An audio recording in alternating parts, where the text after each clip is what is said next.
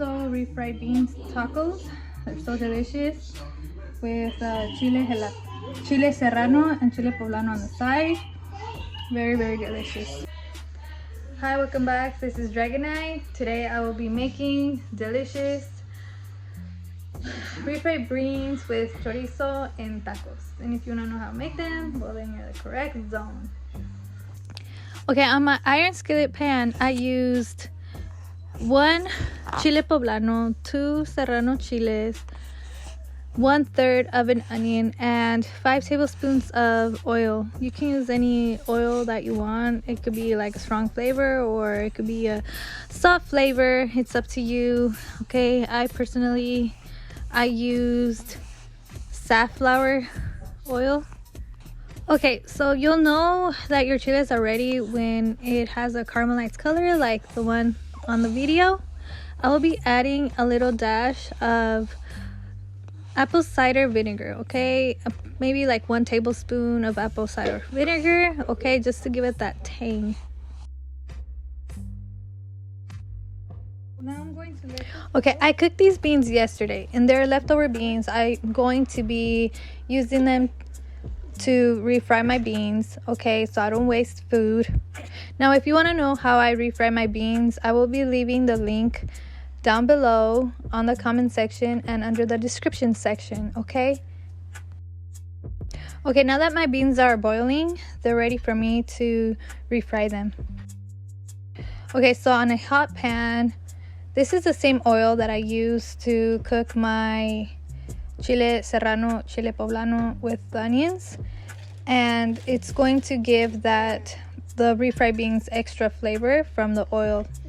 Okay, now I will be putting 3 tablespoons of butter on the beans, and I will be smashing the beans.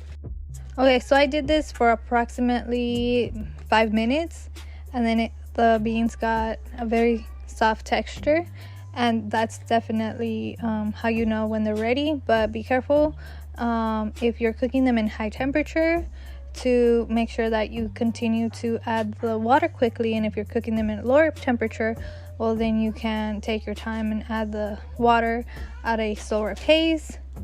It really just depends on if you're cooking it in high temperature or medium or low heat. In this case, I am cooking my beans in high temperature, and instead of water I did use bean broth, so I didn't have to use water in this case. No. Okay, then normally I would put Oaxaca cheese, which is a white type of cheese that melts really, really delicious on the beans, but I didn't have that cheese because I did have the yellowed one. Now, just for the sake of trying to save money, I did use this cheese. It's really, really good, don't get me wrong, but the Oaxaca cheese is my preference. I would definitely go with that type of cheese, but like I said, I'm going to use this type of cheese to refry my beans, and it still came out very, very delicious. So don't get me wrong, you know, I understand there's different taste buds too. So it's cheddar jack cheese and it already is melting, as you can see, and it came out very delicious. I did use avocado oil on my pan to cook the chorizo. I decided to use oil so that the cooking time would speed up and so that the chorizo wouldn't stick on the pan. I prefer to use premium pork chorizo, but the store didn't have it this time, so this is the chorizo I am using.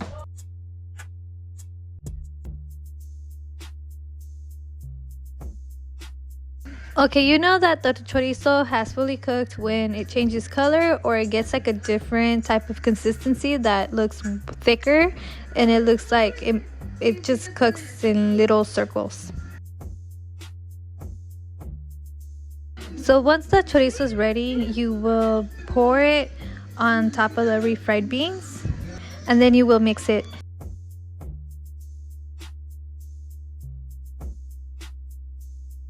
Okay, so it will basically be ready once you fully mix it. So my oven is off and my iron skillet pan is very, very hot. This is good. It's not going to burn or anything, and I'm just mixing the chorizo. And I will just leave it aside while I prepare my oil so that I can cook the tacos. And I will be cooking my tacos with avocado oil.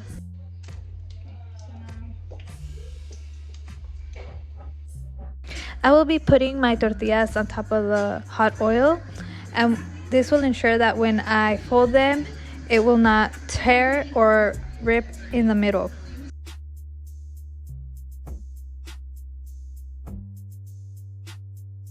So then you will add the chorizo and beans on the tortilla, and then you will fold it and put it on the pan.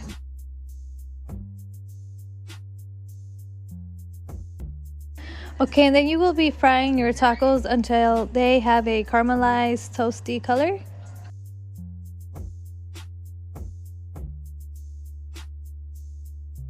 Okay, so the tacos are ready, and now all you have to do is add any toppings that you like on top of them. I will be topping my tacos with queso fresco and guacamole sauce that has chiltepín, with my side dish of serrano chiles with poblano chiles and onions. And I will also be adding a little bit of cilantro as a garnish.